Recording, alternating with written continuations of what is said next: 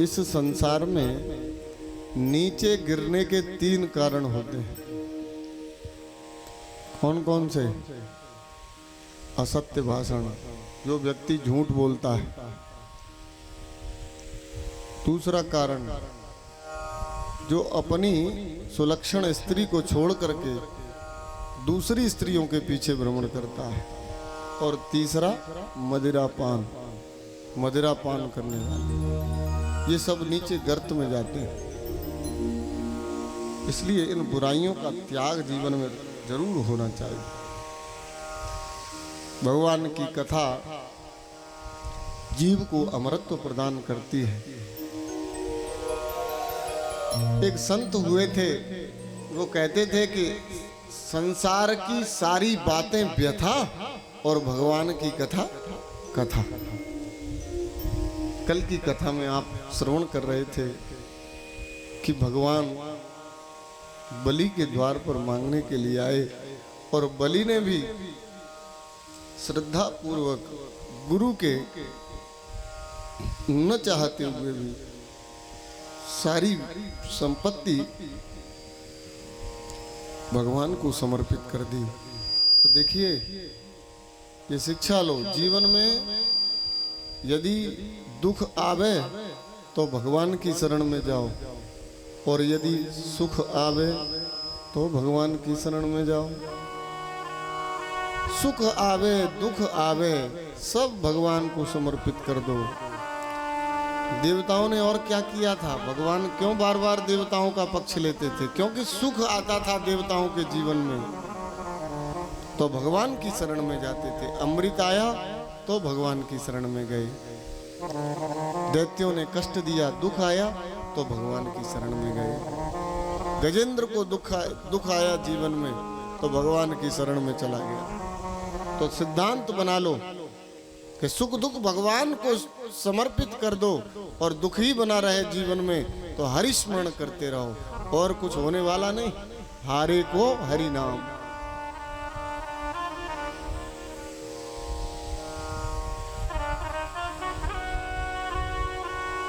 बड़ी सुंदर कथा श्री सुखदेव जी महाराज माँ भागीरथी के पावन तट पर राजा परीक्षित को सुना रहे हैं। कथा का आज चतुर्थ दिवस है। महाराज परीक्षित प्रश्न करते हैं और सुखदेव जी उसका उत्तर देते हैं।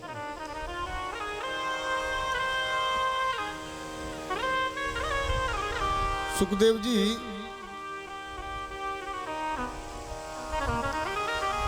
मनुवंश का वर्णन कर रहे हैं, तो उसी में एक बड़ी सुंदर कथा इन्होंने बताई कि नाभागो नाभगापत्यम यम ततम भ्रातर कविम यविष्टम व्यवजनम दायम ब्रह्मचारिणमागतम। देखिए, ये कथा संसार के लिए बड़ी प्रेरणादायक हो सकती है। यदि कोई इस कथा को ध्यान से सुन ले तो उसके लिए ये कथा उसके जीवन में बड़ी उपयोगी हो सकती है। ये कथा है कि मनु जी का पुत्र था नभग, और नभग के यहाँ जन्म हुआ नाभाग का।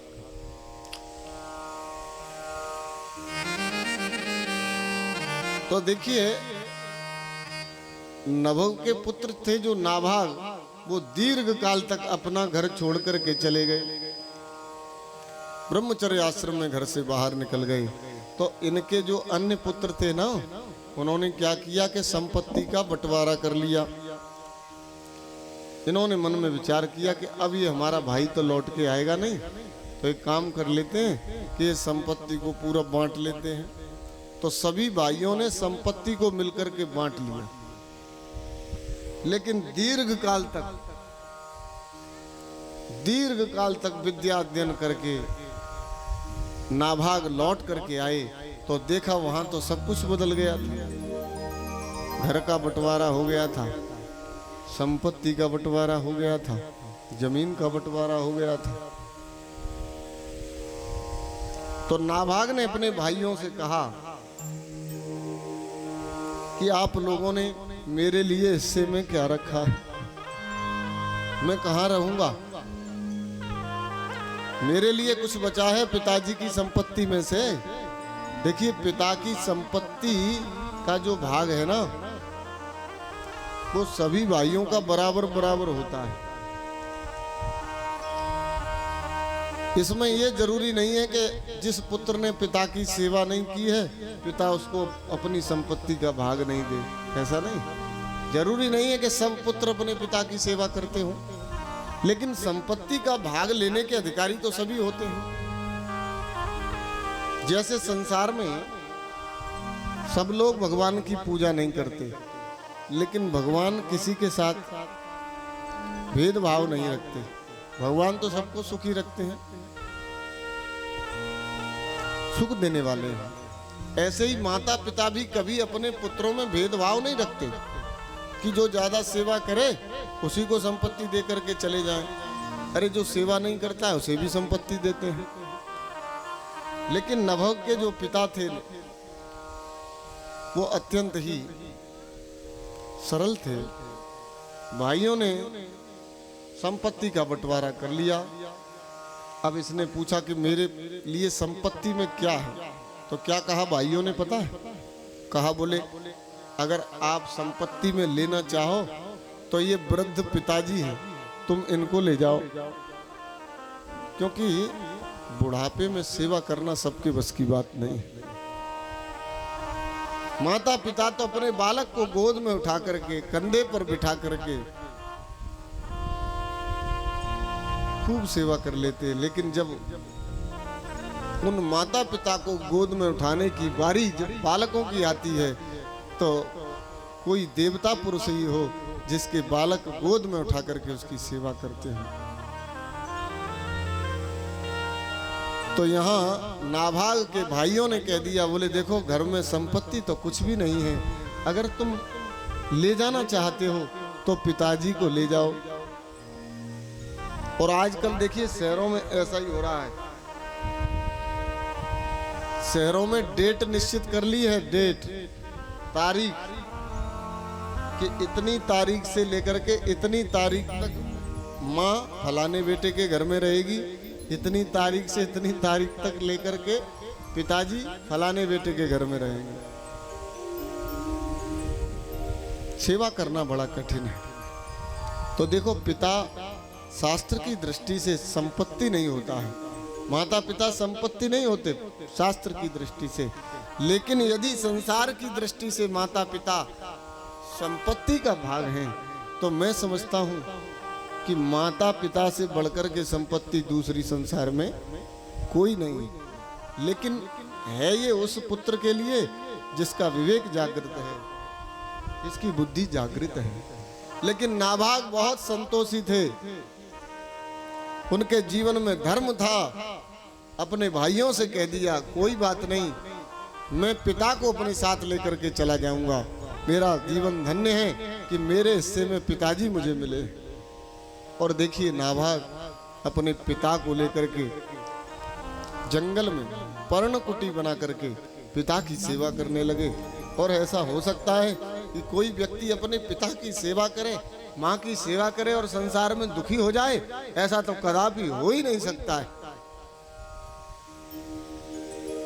कहा नभग ने, बोले बेटा, तुम्हारे भाइयों ने तुम्हें ठग लिया है, तुम्हारी संपत्ति को दबा लिया और मेरे इस वृद्ध गले हुए शरीर को तुम्हें दे दिया है सेवा करने के लिए, तुम ठगे गए हो। तो कहा, बोले पिताजी, मेरे जो बड़े भाई हैं वो भी मेरे पिता तुल्य हैं, मैं उनका विरोध नहीं कर सकता हूं। ऐसी थी नाभाग की भक्ति। पिताजी को लेकर के जंगल में आए और नित्य उनकी सेवा करते हैं। तो देखिए, पिता ने भी अपने पुत्र का कल्याण किया है, क्योंकि पिता का नित्य ये चिंतन रहता था कि मेरा बेटा जंगल में झोपड़ी में रहता है, जो मेरी सेवा कर रहा है, और जो मेरी सेवा से वंचित है वो सब मेरी संपत्ति को ले चुके हैं। तो मन में दुख था, चिंतन था। तो एक दिन बड़ा सुंदर जो है ज्ञान दिया अपने पुत्र नाभाग को। बोले ते स्वर्यंतो धनम सत्र परिशेषितमात्मना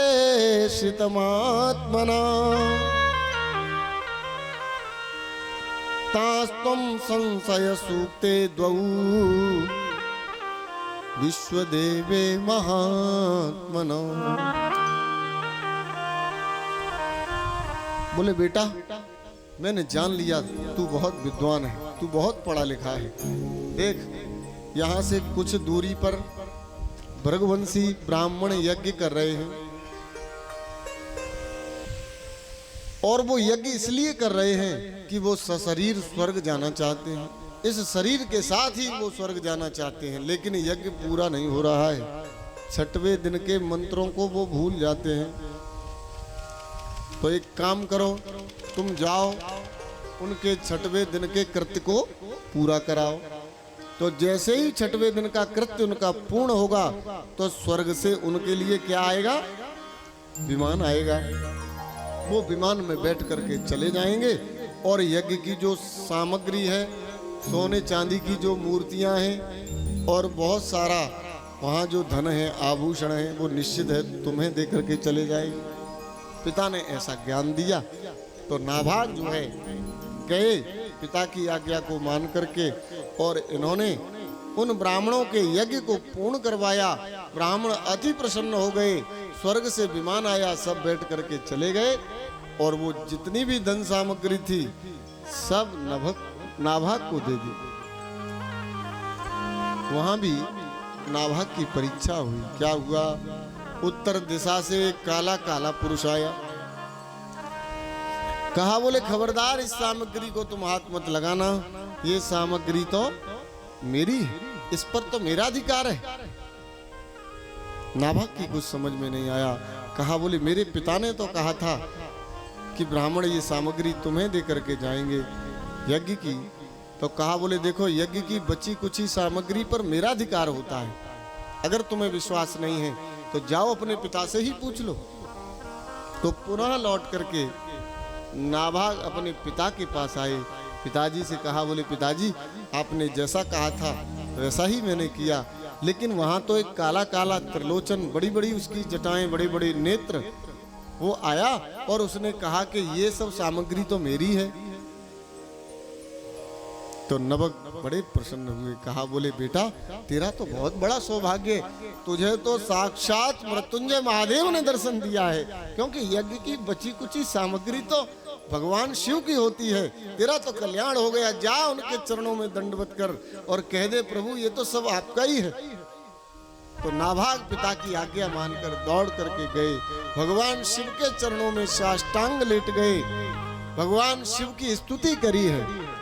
नमः शिवाय भोले, नमः शिवाय, नमः शिवाय भोले, नमः शिवाय, नमः शिवाय भोले, नमः शिवाय, नमः शिवाय भोले, नमः शिवाय, नमः शिवाय भोले, नमः शिवाय, नमः शिवाय भोले, नमः शिवाय, हर हर गंगे नमः शिवाय, नमः शिवाय भोले, नमः शिवाय, हर हर गंगे नमः शिवाय, नमः शिवाय भोले, नमः शिवाय, नमः शिवाय भोले,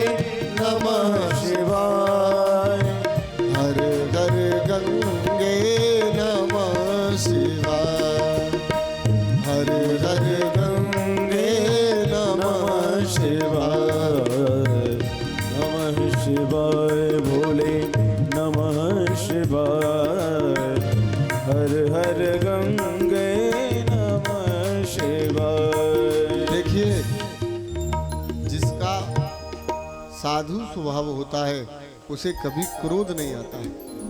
जो सरल होता है ना उसको कभी क्रोध नहीं आता। चाहे सारा संसार उससे छूट जाए।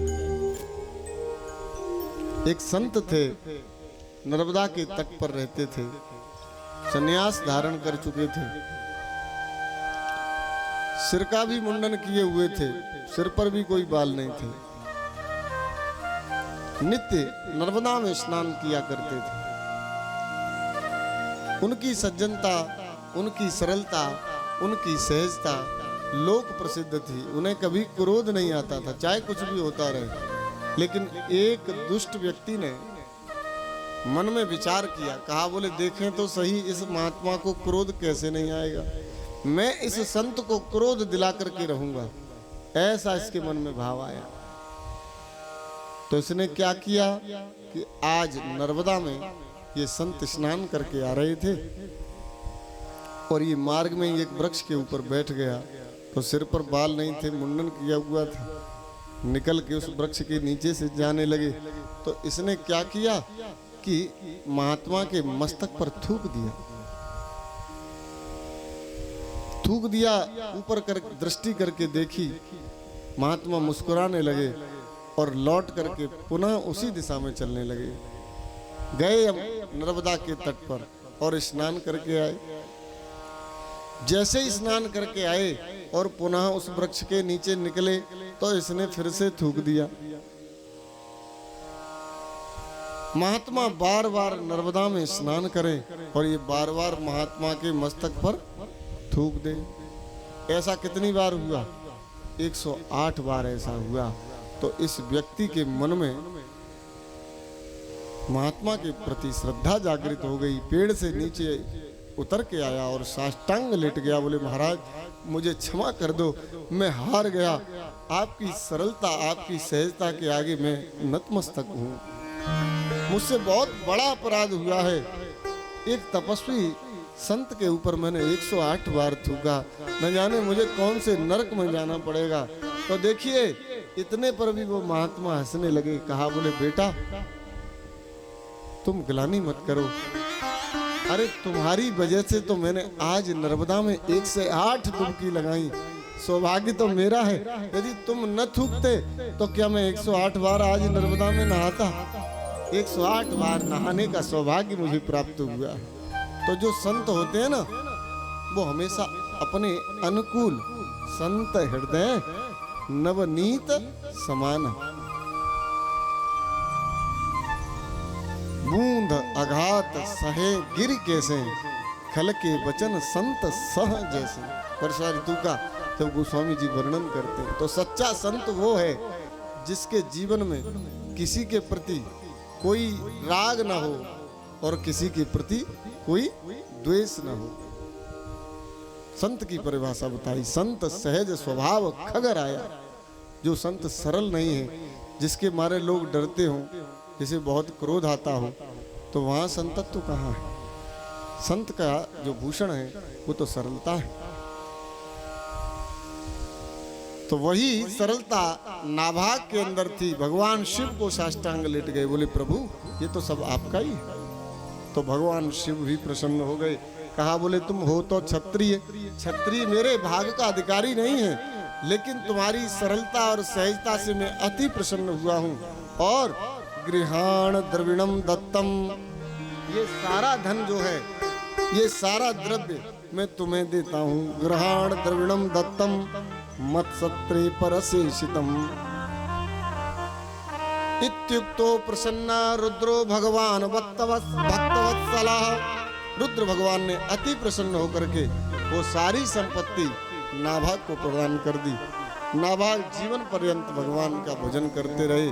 और देखिए नाभाग की गृहस्थी में भी एक बड़ा सुंदर पुत्र जन्म लेकर के आया, जिसका नाम आपने सुना होगा, जो भगवान के परम भक्त हुए। कौन? अम्बरीश। अम्बरीश